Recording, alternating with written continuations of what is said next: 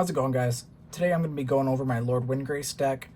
This is my most expensive commander deck and is almost entirely blinged out, so I'm very excited to share this with everybody. So let's get right into it. Lord Windgrace obviously is a Jund and 2 Planeswalker. His +2s, you can discard a card and draw a card, but if you discard a land card, you get to draw an additional card.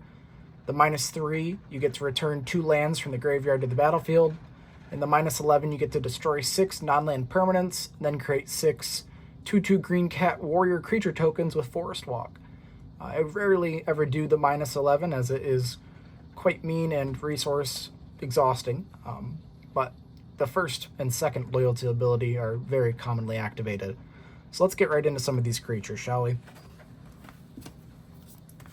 The first couple creatures I'd like to share are going to be creatures that care about lands entering the battlefield, like Scoot Swarm and Titania. Titania actually cares about lands leaving the battlefield, which happens very often, actually, with fetch lands leaving and Get Rog. You can obviously sacrifice lands, so those are all very good value engines. Rampaging Baloths is one of the last foils I need, but it's been kind of elusive tracking that down. Scoot Swarm obviously is a very good value engine in here, and as I mentioned before, Titania is also very nice because you get those 5/3 elementals when you do a fetch land, or you sacrifice lands to Scapeshift, or any other sacrifice outlet you may have. So moving on from these, I have a couple more creatures I'd like to go through. Blossoming Tortoise is great. Perforos is going to ping everybody when a creature enters. Mirkwood Bats, Obnixilis, and Braids. Braids is there because, unlike your opponents, you actually really don't care to sacrifice lands. That's a resource that is very expendable for us, and nobody else really wants to sacrifice their lands, so that's going to give us a little bit of extra card draw. Obnixilis is going to drain people every time a land enters, and Mirkwood Bats is just a broken common that really should be a high rarity. So let's get these out of here, but Perforos is really a standout in this deck. It does do a lot of work, especially if you get a lot of Scoot Swarms going and things of that nature. Nesting Dragon, like the other landfall creatures, is going to give us a dragon every time a land enters. We're getting into some fun stuff here. Birds is obviously just a good dork. Ragavan is a more expensive mana dork.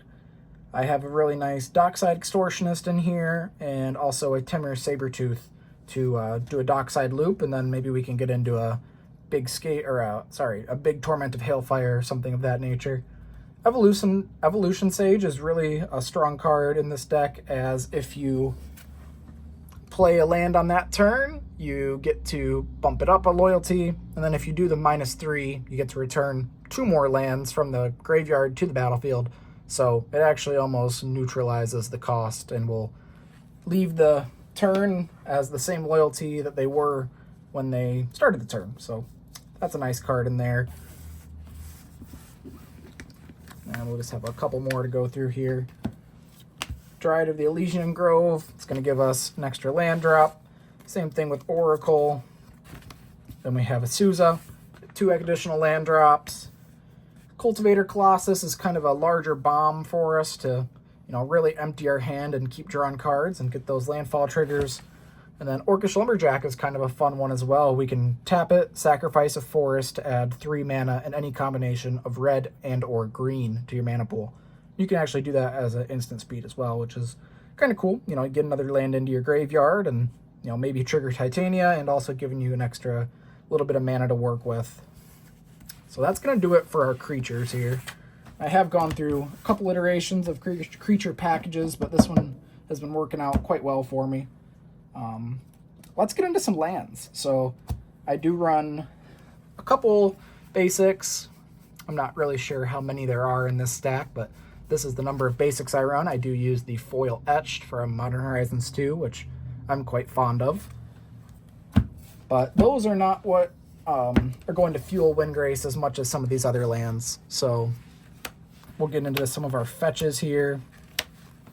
Let's make that look a little bit better.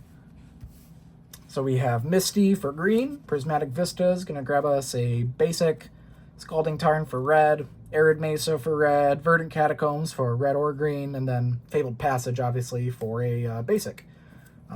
Enters tapped, but if you have 4 or more lands, you get to untap that land, which is a nice little bonus. So each of these fetch lands are going to trigger that landfall twice each turn. So if you're able to play, 2, 3 lands a turn, you can get up to 6 land drops, which can be quite hard to catch up with if you're getting a beast every time that happens, or whatever triggers you have working for you at the time. Then we just have some dual lands, like Copperline Gorge. Then we have some shocks. That'll work like that. We have Overgrown Tomb, Stomping Ground, and Blood Crypt. And then we have our bounce lands. It's going to ensure that we get that extra ramp, and then also make sure that we can play a land the next turn, which is nice. You'll have it back in your hand. The bounce lands are nice, especially if we have Spelunking out, as Spelunking makes our lands enter untapped. Let's get through the rest of these. Gemstone Mine, sorry. I really enjoy that card, as it does fix your mana quite easily, as you get 3 mana of any one color for 3 turns, and then at the end of it, you do get to sacrifice it. So it will be a land in the graveyard, a very good resurrection target for Lord Windgrace, and then also you get to trigger something like Titania and get that beast.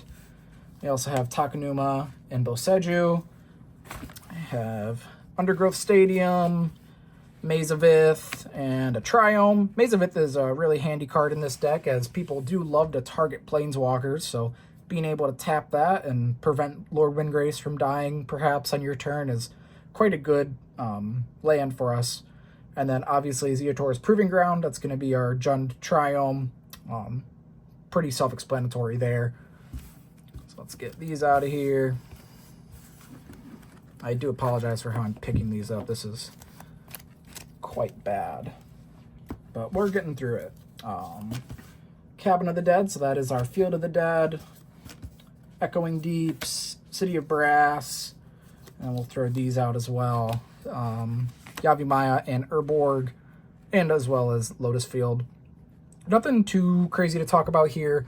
Field of the Dead does trigger a lot, giving us a lot of zombies, triggering Perforos, which is nice. Also, scape shifting on top of a Field of the Dead feels good, as long as you're not getting rid of your whole load. Lotus Field, I do enjoy playing in here, as you get to sacrifice 2 lands, and you get to reoccur those with Windgrace. Excuse me. So those are all decent. Echoing Deeps, you can have enter as a copy of a fetch land, which is great. Get that extra trigger. And then City of Brass is just a good land. We're not at a shortage for lands and colors, but sometimes you just need that 1 red mana or 1 green mana. Moving on, we do have 2 of my favorite lands in this deck. We have a Cradle, and also we have Lake of the Dead. Cradle is obviously a Cradle, so it's going to do work no matter what deck it's in, as long as you're somewhat creature-based. So that'll really benefit off of us getting those extra beasts and Scoot Swarms and etc. And then also Lake of the Dead is another good card to ensure that our graveyard has cards in there for us to reoccur with Windgrace. As you sacrifice it when it comes into play, then you also can sacrifice a swamp and get 4 black mana, which has really gotten me out of a hole once or twice. So that is going to be it for the lands. Let's move on to, let's go into enchantments. There's only a few here. So we have Exploration, Spelunking, Doubling Season, Undergrowth Recon, Squandered Resources, and Virtue of Strength. Exploration is going to give us that additional land each turn, so that is a really good way to ramp up and make sure we get those out. Spelunking makes our lands enter the battlefield untapped, which is extremely strong. Doubling Season is going to give us those extra tokens when we generate something with the Baloths or Titania, Scoot Swarm, etc. Squandered Resources is a very good card I've found in here. You can sacrifice a land and add a mana of that land can produce to your mana pool. So you can tap a forest and then sack it for a forest and you get 2 mana, and also ensure that you have a resurrection target in your graveyard. Undergrowth Recon, this isn't a card I've played with all that much, but it did stand out to me during the Murders at Karlov Manor release, so I've thrown that in here At the beginning of your upkeep, you can return a land to the graveyard, from the graveyard to the battlefield tapped. That tapped part is not great, but, you know, I'm going to experiment with it some more. It may be potentially cut. And then Virtue of Strength, I really just enjoy it for that adventure on there. You can return a target creature or land card from your graveyard to your hand for 1 green mana. And then late game, you know, if you need something to do, you have 7 mana and you can get triple mana off your basics. So that is a decent card. And so yeah, those are the 6 enchantments I run in here. So let's get these off your screen and move on to something else. We'll go into artifacts next. We really do run a very slim artifact package in here. So we have a Masterpiece, Mana Crypt, Soul Ring, Jeweled Lotus, and a Crucible of Worlds. Crucible of Worlds is going to allow us to play those lands out of our graveyard when maybe we can't do the -3 on Windgrace. Soul Ring and Mana Crypt are obviously just amazing mana rocks and must-haves in any of my decks personally. And then also we have a Jeweled Lotus in here, which is going to help us get that Windgrace out there a little bit earlier than we regularly would. So yeah, those are the 4 artifacts I run in here. That Mana Crypt is probably my favorite card in my collection. I recently purchased this at MagicCon Chicago. That was a great event, and I really enjoyed being there. So moving on, I do play 1 Planeswalker in here, which is going to be Wrenn and 6. Mainly for that +1, you can return a land from your graveyard to your hand for the +1. And also, if you are able to -7 it somehow, if you have Evolution Sage out and you're just proliferating him up, you can get an emblem with instants and sorceries in your graveyard have Retrace. So Retrace is you'll sacrifice a land and then you can cast that card from your graveyard. Doing that, targeting Beseech the Mirror or Vampiric Tutor, Demonic Tutor, Scapeshift, Torrent of Hailfire. Those are all very, very, very good Retrace targets and in theme with our sacrificing lands strategy. So Wrenn and 6 is better in this deck than it is in most decks. Moving on to our instants. I do have a nice package of instants here that we'll go through here quickly. I do apologize for the framing. This is not the best setup, but I think it'll work out all right. So we have a Dark Ritual, Assassin's Trophy, Chaos Warp, Deadly Rollick, Deflecting Swat, Crop Rotation, and Vampiric Tutor. So Vampiric Tutor is quite self-explanatory, you know, puts on top instant speed, lose 2 life, and fixes our next turn or sets us up well. Crop Rotation, I really often do this for Cradle. It's just a great card. I'd recommend playing it in any landfall deck. Then we have Deflecting Swat. That's going to change the target of a spell for free as long as we have Windgrace. And then same with Deadly Rollick, it will exile a creature at instant speed if we have Windgrace out. Chaos Warp, I think it's a decent card to run in any deck that has red. It's great removal, and sometimes I have Chaos Warp myself for a land or whatever it may be if you're in a sticky situation. Assassin's Trophy, just another really, really good removal spell, and I have done that to myself as well. Actually, that says in opponent control, so I do apologize. I've never done that to myself. I think I am thinking about Chaos Warping myself to try to get another land or something. So yeah, apologies there. So we'll move through the instance. And getting into the last part of this deck, we're going to talk about the sorceries. So this is what makes this deck really stand out. We have Torment of Hailfire, Gamble, Imperial Seal, Beseech the Mirror, Demonic Tutor, Wheel of Fortune, Jessica's Will, Yawgmoth's Will, and I actually put Gaia's Will with that as well, as it's quite functionally the same. And then Scapeshift. So starting at the top left, we'll talk about Scapeshift. Scapeshift is a very good card in this deck, as it will allow you to sacrifice any number of lands and then search your library for up to that many land cards and put them onto the battlefield. So if you have Titania out, not only do you get the 5/3 elementals off of the lands entering the graveyard, but if you have a Scoot Swarm or a Baloths out, you also get them from entering. So that really can end the game if you have Perforos out or Impact Tremors or anything of that nature. I really should put an Impact Tremors in here. Next, we have Torment of Hailfire. You know, this deck produces a lot of mana, so being able to just end the game on a very large Torment is something I've done quite a bit. It has proven to be a nice win con for me. Gamble. It's not a great tutor, but we don't really mind if something gets put into our graveyard, as we do have two of the best reoccursion spells down here in the bottom right. So Gamble's in there. We have Imperial Seal, Jessica's Will, Farseek, Beseech the Mirror, which is a card I would like to talk about briefly. You can pay 3 black and 1 to bargain it. And if you do bargain by sacrificing an artifact or enchantment, you get to put the card that you search for into play, or you get to cast it, which is actually the important part. So let's say your Yawgmoth's Will is put into your graveyard and you have something in there you need to cast, like your Dockside or a Toot or whatever.